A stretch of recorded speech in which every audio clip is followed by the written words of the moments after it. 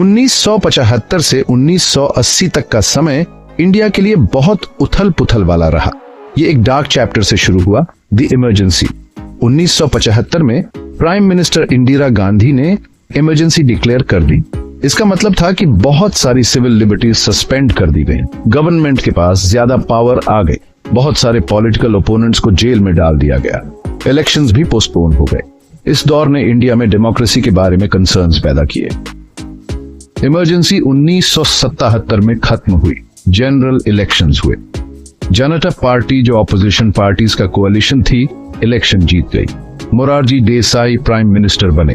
ये कांग्रेस पार्टी के इंडिपेंडेंस के बाद से लगातार रूल के एंड का मार्क था, लेकिन जनता पार्टी की गवर्नमेंट इंटरनल कॉन्फ्लिक्ट्स की वजह से ज्यादा नहीं चली। 1979 में मोरारजी देसाई ने रिजाइन कर दिया।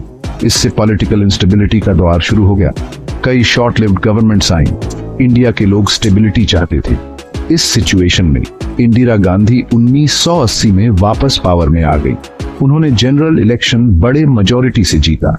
इमरजेंसी इंडियन हिस्ट्री का एक कंट्रोवर्शियल पीरियड है। इसने इंडियन डेमोक्रेसी की फ्रेजिलिटी को हाईलाइट किया।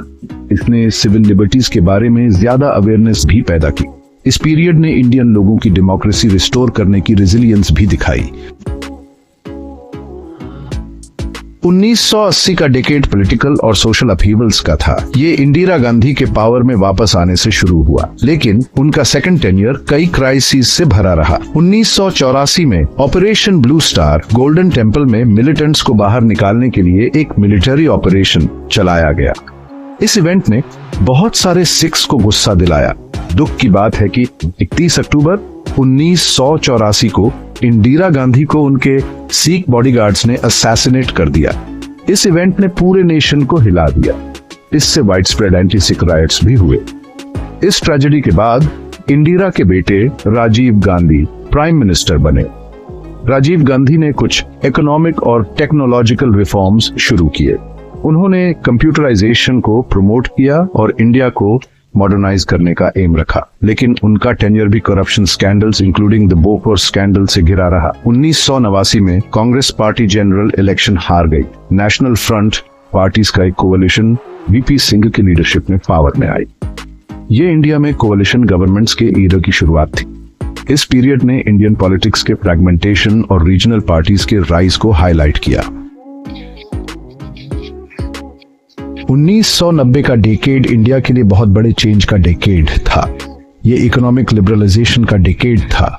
1991 में prime minister PV Narasimha Rao और फाइनेंस मिनिस्टर मनमोहन सिंह के लीडरशिप में इंडिया ने एक न्यू इकोनॉमिक पॉलिसी अडॉप्ट की।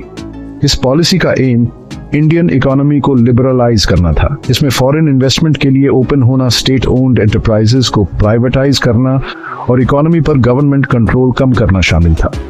इंडियन इकोनॉमी के लिबरलाइजेशन का बहुत ज्यादा इम्पैक्ट पड़ा। इससे रैपिड इकोनॉमिक ग्रोथ हुई और ग्लोबल इकोनॉमी के साथ इंटीग्रेशन हुआ। लेकिन 1990 के दशक में कई चैलेंजेस भी आए। 1992 में अयोध्या में बाबरी मस्जिद का डिमोलिशन हिंदू नेशनलिस्ट ग्रुप्स द्वारा वाइड स्प्रेड कम्युनल रायट्स का कारण बना। 1991 में एक तमिल टाइगर सुइसाइड बॉम्बर द्वारा राजीव गांधी का असैसिनेशन वॉलेटाइल पॉलिटिकल क्लाइमेट को और ज्यादा हाईलाइट करता है। 1990 के दशक में कई कोalition गवर्नमेंट्स आई। ये फ्रैगमेंटेड पॉलिटिकल लैंडस्केप को रिफ्लेक्ट करता है। कोई भी सिंगल पार्टी क्लियर मेजॉरिटी नहीं गेन कर पाई। 21वीं सदी भारतीय जनता पार्टी के अटल बिहारी वाजपेयी के प्राइम मिनिस्टर बनने से शुरू हुई। उनकी गवर्नमेंट ने 1990 के इकोनॉमिक रिफॉर्म्स को कंटिन्यू किया। उन्होंने न्यूक्लियर टेस्ट्स भी किए जो इंडिया के एक न्यूक्लियर पावर के रूप में इमरजेंस को सिग्नल करते थे। लेकिन सदी की शुरुआत वायलेंस से भी मार्केट थी। 2001 में पाकिस्तानी टेररिस्ट द्वारा इंडियन पार्लियामेंट पर अटैक ने दोनों देशों के बीच टेंशन बढ़ा दी।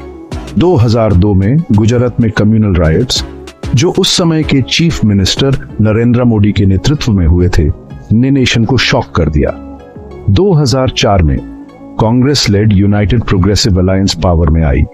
मनमोहन सिंह, जो इंडिया के इकोनॉमिक लिबरलाइजेशन के आर्किटेक्ट थे, प्राइम मिनिस्टर बने।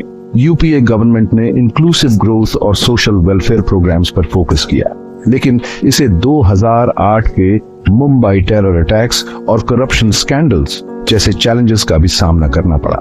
2014 का साल इंडियन पॉलिटिक्स में एक वाटरशेड मोमेंट था। नरेंद्र मोदी, जो गुजरात के चीफ मिनिस्टर थे, ने बीजेपी को जनरल इलेक्शन में एक हिस्टोरिक विक्ट्री दिलाई। बीजेपी ने सिंगल पार्टी मेजॉरिटी जीता, जो 3 दशकों में पहली बार हुआ था। मोदी की विक्ट्री को उनके डेवलपमेंट एजेंडा और स्ट्रॉन्ग लीडरशिप के लिए मैंडेट के रूप में देखा गया।